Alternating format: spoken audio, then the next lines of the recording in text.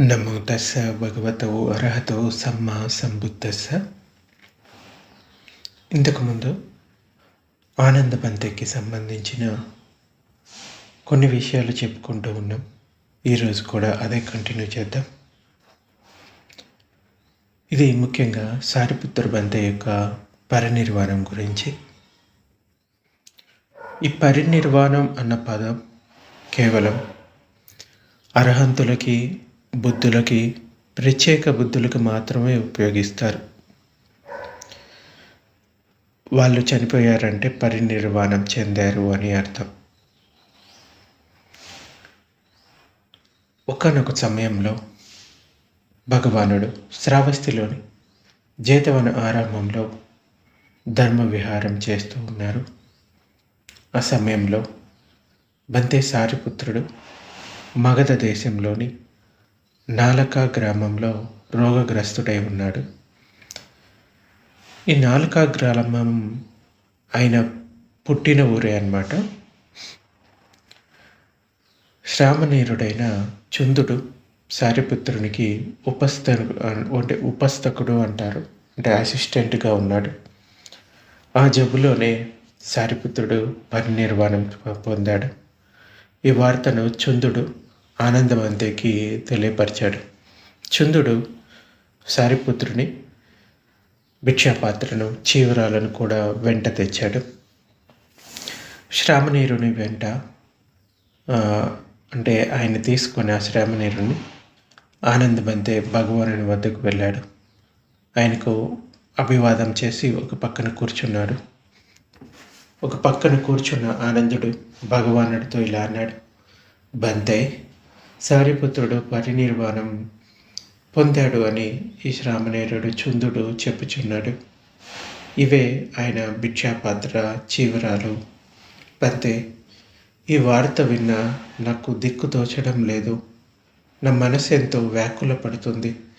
నేను నిశ్చేష్టుడనయ్యాను. ధర్మం తెలియడం లేదు నాకు. అంటే ఆనంద బంతికి, సారిపుత్ర బంతికి ఇంతకుముందు మంచి స్నేహం ఉండింది. అదిగాక భగవానుడు చాలా సందర్భాల్లో సారిపుత్ర బంతి గురించి గొప్పగా చెప్పేవాళ్ళు. అంటే వాళ్ళు చేసిన సేవ, సంఘానికి వాళ్ళ పాత్ర యొక్క విశిష్టత గురించి కూడా చాలా గొప్పగా చెప్పేవారు కదా. అటువంటి సారిపుత్రుడు పరినిర్వాణం చెందాడు అని తెలిసేసరికి చాలా మనసులో కొంచెం బాధ కలుగుతుంది ఆయనకి. అంటే ఆనంద బంతే అప్పటికి కేవలం శ్రోతాపన్నుడు మాత్రమే, ఇంకా నిబ్బానం పొందలేదు, అర్హంత స్థితిని పొందలేదు.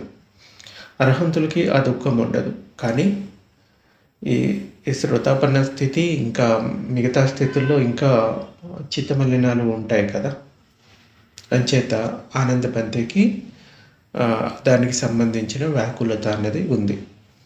అప్పుడు భగవానుడు ఇలా అంటాడు: ఆనంద, సారిపుత్రుడు శీలస్కందాన్ని తోడుకొని పరినిర్వృత్తుడయ్యాడా? సమాధి స్కందాన్ని తోడుకొని ఈ ప్రజ్ఞాస్కందాన్ని తోడుకొని లేదా విముక్తి జ్ఞాన దర్శనాన్ని తోడుకొని పరినిర్వాణాన్ని పొందాడా అంటే లేదు బంతే, లేదు. సారిపుత్రుడు శీలస్కందాన్ని కానీ, సమాధి స్కందాన్ని కానీ, ప్రజ్ఞాస్కందాన్ని కానీ, విముక్తి స్కందాన్ని కానీ, విముక్తి జ్ఞాన దర్శన స్కందాన్ని కానీ వెంట తోడుకొని పరినివృత్తి చెందలేదు. కానీ ఆయన నాకు ఉపదేశకుడు, దమ్మాన్ని చూపేవాడు, ధర్మాన్ని తెలిపేవాడు, ఉత్సాహవంతునిగా చేసేవాడు, ప్రేరణని ఇచ్చేవాడు, సంతోషపెట్టేవాడు భగవాన్. అతడు సబ్రహ్మచారులను అనుగ్రహిస్తూ ఉండేవాడు. ధర్మ సంబంధమైన ఊగిసలాటలను అంటే సందేహాలను తొలగించేవాడు. నాకు చేసిన ధర్మ సహాయం అంతా ఇప్పుడు గుర్తుకు వస్తూ ఉంది. నేను ఆయనకు ఎంతో కృతజ్ఞుడు.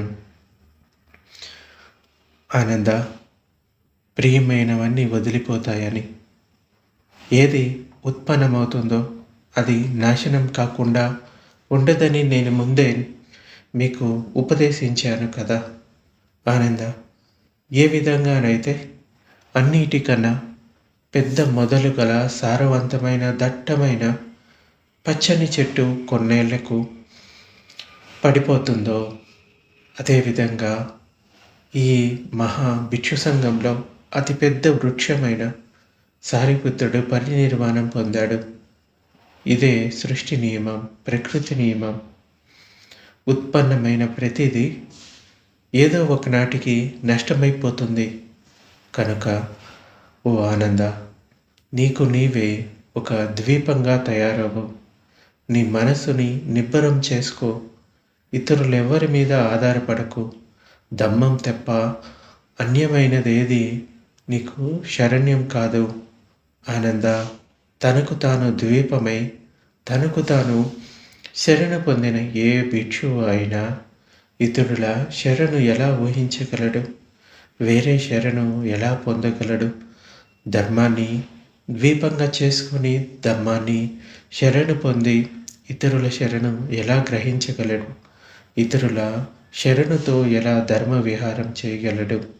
ఆనంద, భిక్షువు ఈ 3.5 మూరల శరీర లోకంలో రాగద్వేషాలను దూరం చేసుకుంటూ శ్రమిస్తూ సతిమంతుడై సంప్రజ్ఞానుడై ఈ శరీరాన్ని చూస్తూ, అంటే కాయంలో కాయానపశ్యునుడై ధర్మ విహారం చేస్తూ ఉంటాడు. ఆనంద, భిక్షువు ఈ 3.5 మూరల శరీరంలో, అంటే ఈ శరీర లోకంలోనే రాగద్వేషాలను దూరం చేసుకుంటూ శ్రమిస్తూ సతిమంతుడై సంప్రజ్ఞానుడై ఈ వేదనానుపశ్యనుడై ధర్మ విహారం చేస్తూ ఉంటాడు. ఆనంద, భిక్షువు ఈ 3.5 మూరల శరీర లోకంలో రాగద్వేషాలను దూరం చేసుకుంటూ శ్రమిస్తూ సతిమంతుడై సంప్రజ్ఞానుడై ఈ చిత్తంలో చిత్తానుపశ్యనుడై ధర్మ విహారం చేస్తూ ఉంటాడు. ఆనంద, భిక్షువు ఈ 3.5 మూరల శరీరలోకంలో రాగద్వేషాలను దూరం చేసుకుంటూ శ్రమిస్తూ సతిమంతుడై సంప్రజ్ఞానుడై ఈ ధర్మంలో ధర్మానుపశ్యనుడై ధర్మ విహారం చేస్తూ ఉంటాడు. ఆనంద, ఈ విధంగా ఒక భిక్షువు తనకు తానే ద్వీపమై తనకు తాను శరణు పొంది ధర్మ విహారం చేస్తూ ఉంటాడు. ఇతరులెవరి శరణు కోరడు. ఆనంద, ఈ విధంగా ఒక భిక్షువు ధర్మాన్ని ద్వీపంగా చేసుకొని ధర్మాన్ని శరణు పొంది ధమ్మ విహారం చేస్తూ ఉంటాడు. అంటే ఇంకెవరి శరణు కోరడు. ఆనంద, ఎవరైనా సరే ఈ విధంగా సాధన చేస్తూ తనకు తానే ద్వీపమై తనకు తానే శరణు పొంది అన్య శరణు కోరడం, ధర్మాన్ని శరణు పొంది ధర్మాన్ని ద్వీపంగా చేసుకొని అన్య శరణు పొందాడో అతడే నా భిక్షువుల్లో అగ్రగామి. నాచే ఉపదేశించబడిన ధర్మ శిక్షణను కోరుకునే భిక్షువుల్లో అగ్రగామి. ఒకసారి ఎంతో గూఢార్థం కలిగినటువంటి ప్రసంగాన్ని మహాకచ్చాయనతరుడు ఎంతో సరళంగా చక్కగా భిక్షువులకు అర్థమయ్యే విధంగా వినిపించాడు. ఈ ప్రసంగాన్ని విన్న భిక్షువులు ఎంతో ప్రసన్నులయ్యారు, ప్రేరితులయ్యారు, సంతృప్తి చెందారు. వారి విషయాన్ని కూడా ఆ విషయాన్ని అంతా మహాకచ్చాయన దగ్గర విన్నదంతా మళ్ళీ వచ్చి భగవానునికి వినిపించారు. అప్పుడు భగవానుడు అంటాడు, భిక్షువులారా, మహాకచ్చాయనుడు పండితుడు, మహాప్రజ్ఞావంతుడు. ఒకవేళ మీరు దాని అర్థాన్ని నన్ను కనుక అడిగి ఉంటే నేను కూడా ఆ విధంగానే తెలియపరిచేవాడిని. కనుక భిక్షువులారా, దానిని ఆ విధంగానే ధారణ చేయండి అని చెప్తాడు. అంటే మహాకచ్చాయనం అంటే ధర్మాన్ని ఉపదేశించడంలో, సంక్షిప్తంగా ఉన్నదాన్ని విడదీసి దాని అర్థాన్ని చెప్పడంలో చాలా పండితుడు అని భగవానుడు చెప్తాడు. ఒకసారి 500 మంది భిక్షువులు భగవానుని వద్దకు వచ్చారు. ఆయన వద్ద ఈ ధ్యానానికి సంబంధించిన ఆలంబనను, కర్మస్థానం అంటారు, దాన్ని గ్రహించి సాధన చేయడానికి అరణ్యానికి వెళ్ళారు. అక్కడ ఆ భిక్షువులు పట్టుదలతో పరిశ్రమిస్తూ ధ్యానం చేశారు. కొన్ని రోజుల తర్వాత వారు ఇలా అనుకుంటారు, తమకు తామే అర్హంతులమైనామని భావిస్తారన్నమాట. కానీ నిజానికి వాళ్ళు ఇంకా అర్హంత స్థితిని పొందలేదు. ఈ విషయాన్ని తెలపడానికి భగవానుని వద్దకు వస్తూ ఉంటారు, మేము అర్హంతులమయ్యాము అని చెప్పడానికి. ఈ విషయాన్ని ముందుగానే గ్రహించిన భగవానుడు ఇలా చెప్తాడు, ఆనంద, వారికి నన్ను కలవవలసిన పని లేదు. ముందుగా వారిని శ్మశానానికి వెళ్ళి ఆ తర్వాత నన్ను కలవమని చెప్పు అని ఆ భిక్షువులకు చెప్పమని ఆనందమంతే చెప్తాడు భగవానుడు.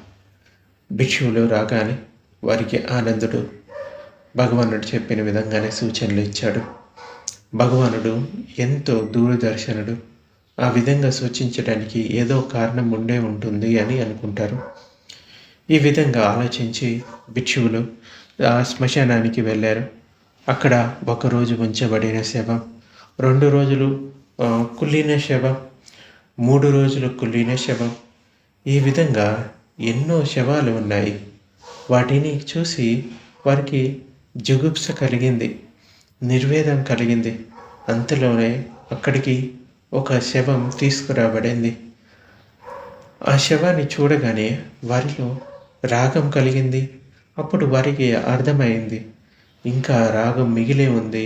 అంటే మనసులో ఈ వికారాలు సంపూర్ణంగా నిరుద్ధం కాలేదు. ఇంతకుముందు వాళ్ళు అర్హంతులమని భావించారు. కానీ అక్కడ శ్మశానంలోకి వెళ్ళిన తర్వాత కొన్ని శవాలను చూసినప్పుడు అసహ్యం కలిగింది, కొన్ని శవాలను చూసినప్పుడు రాగం కలిగింది. సో వాళ్ళకి అర్థమైంది వాళ్ళు ఇంకా అర్హంతులు కాలేదు అని. అయితే భగవానుడు తన గంధ కుటీరంలో కూర్చొని ఉన్న అక్కడి నుంచే వారికి ఒక ధమ్మపద గాథను తెలుపుతాడనమాట. అంటే ఈ శరత్ కాలంలో పారవేసిన కుళ్ళిపోయిన ఈ సొరకాయల వలె ఈ ఎముకలు, అంటే గూడు ఏదైతే ఉందో, అంటే ఈ శరీరం చూడు, దీన్ని చూడు, ఈ పారవేయబడిన సొరకాయలు లాంటిది ఈ శరీరం కూడా కుళ్ళిపోతుంది అని భగవానుడు ఒక చిన్న గాథను తెలుపుతాడు. ఆ తర్వాత వాళ్ళు దాన్ని అనుపశన చేస్తూ నిబ్బానాన్ని పొందుతారు. ఒకసారి శ్రావస్తిలో జరిగిన సంఘటన. ఆ సమయంలో సంగారావుడు అనే బ్రాహ్మణుడు శ్రావస్తిలో నివాసం ఉంటున్నాడు. తన పాపాల నుండి ముక్తి పొందటానికి ప్రతి ఉదయం అలాగే ప్రతి సాయంకాలం నీళ్ళలో మునుగుతూ ఉండేవాడు. ఒకరోజు ఆనందుడు పంతే శ్రావస్తిలో భిక్షాటన పూర్తి చేసుకొని భగవానుని వద్దకు వచ్చాడు. ఈ సంగారావ బ్రాహ్మణుని కార్యకలాపాల గురించి మాట్లాడుతూ భగవానుడితో ఈ విధంగా నివేదించాడు. బంతే, ఈ సంగారావ బ్రాహ్మణుని ఇంటికి వెళ్ళి అతనిని మిథ్యా దృష్టి నుండి తప్పించి అతనిపై కరుణను ప్రసరింపచేయండి అని రిక్వెస్ట్ చేస్తాడు ఆనందవంతే. భగవానుడు మౌనంగానే అంగీకరిస్తాడు. ఆ మరుసటి రోజు ఆనందవంతేని తోడుగా తీసుకొని భగవానుడు ఆ బ్రాహ్మణుని ఇంటికి వెళ్ళాడు. కుశల ప్రశ్నలు అడిగిన తర్వాత సంగారావు బ్రాహ్మణుడు కింద పరిచిన ఆసనంపై కూర్చున్నాడు. అప్పుడు భగవానుడు ఇలా అడిగాడు, ఓ బ్రాహ్మణ, నీవు నీటితో పరిశుద్ధుడయ్యావా? అంటే అసలు ఏం చేసేవాడంటే రాత్రి చేసిన పాపాలన్నీ పోవడానికి పొద్దున్నే వెళ్ళి నదిలో మునిగేవాడు. అప్పుడు నా పాపాలు పోతాయి అనుకునేవాడు.